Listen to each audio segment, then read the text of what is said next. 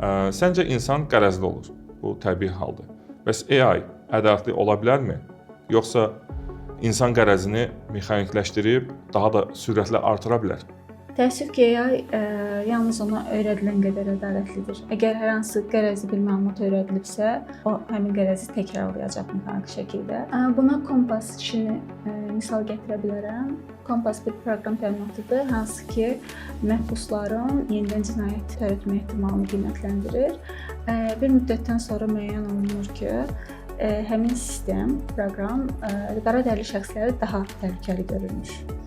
Və sırf həmin sistemin qərarına güvənərək bir çox şəxslər şərti azadlığa buraxılmaqdan imtina edilib, yəni buraxılmır.